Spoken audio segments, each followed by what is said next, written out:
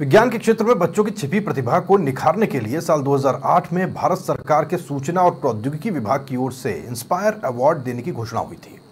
तब से हर साल ये बच्चों को अवार्ड दिए जा रहे हैं। इसके लिए जिला स्तर पर प्रतिभाओं को खोज कर निकाला जाता है। लेकिन राजस्थान में किस तरह से इस योजना में खानापूर्ति की जा रही है, क्या हो रहा है, देखना चाहिए आपको। छोटे बच्चों के अंदर कई तरह की प्रतिभाएं होती हैं, लेकिन मौका नहीं मिलने के कारण वो बाहर नहीं आ पाती।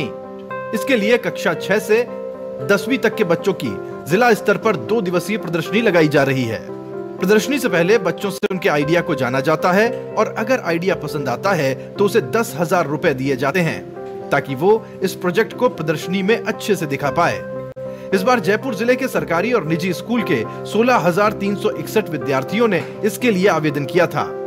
इनमें से 749 बच्चों को चुनकर उन्हें 10,000 रुपए भी दे दिए गए हैं। लेकिन आज जब प्रदर्शनी लगाने की बारी आई तो महज 50-60 छात्र छात्राएं ही अपना प्रोजेक्ट लेकर पहुंचे।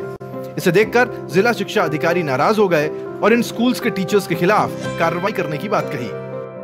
मैं समझता हूं कि साइंस एंड टेक्नोलॉजी डिपार्टमेंट के अगर कोई दिशा निर्देश इस तरह के हमको प्राप्त होते हैं तो उनको बिल्कुल दिया जाना चाहिए, क्योंकि उन्हीं के सौजन्य से ये कार्यक्रम आयोजित किया जाता है। और निश्चित रूप से मैं तो अगर जो नहीं आ पाते हैं बच्चे, तो बच्चों से ज़्यादा गलती उन टीचर्स की मानता हूं कि जिनके कारण बच्चे नहीं आ पाते हैं। तो निश्चित रूप से मैं अपने लेवल पर उन टीचर्स से उनको पत्र दूंगा कि आपने इस तरह की लापरवाही कैसे बरती है। प्रदर्शनी में कुछ बच्चे तो महज एक कागज का टुकड़ा लिखकर उस पर 4 लाइन का आइडिया लिखकर ले आए और उन्हें भी इस बात के लिए 10,000 रुपए दे दिए गए। इसे लेकर प्रदर्शनी में जूरी मेंबर ने कहा कि यह आइडिया तो ऑनलाइन पोर्टल के माध्यम से आता है, इसलिए पैसे देने का फैसला विभाग वाले ही तय करते हैं।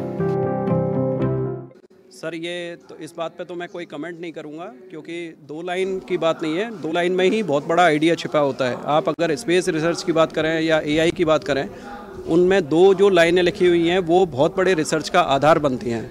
तो इन शब्दों का अगर खाना पूरी है या जो भी है, इन शब्दों का तो मैं प्रयोग नहीं कर पाऊंगा, क्योंकि ये डिपार्टमेंट ने कुछ देख के इसको ऑनलाइन पोर्टल के माध्यम से सेलेक्ट किया है। हालांकि कई बार इस तरह के अवार्ड कार्यक्रमों के आयोजन से बच्चों के कई अच्छे प्रोजेक्ट्स भी निकलकर सामने आते हैं। पिछले साल ही राष्ट्रीय स्तर पर राज्य के 37 विद्यार्थियों में से जयपुर के 7 छात्र छात्राओं ने अवार्ड जीता था। ऐसे में आने वाले समय में इस तरीके के आयोजनों को गंभीरता से लिया जाए तो प्रतिभाएं निकलकर सामने आएंगी। धर्मेंद्र सिंघल, समाचार प्लस, जयपुर।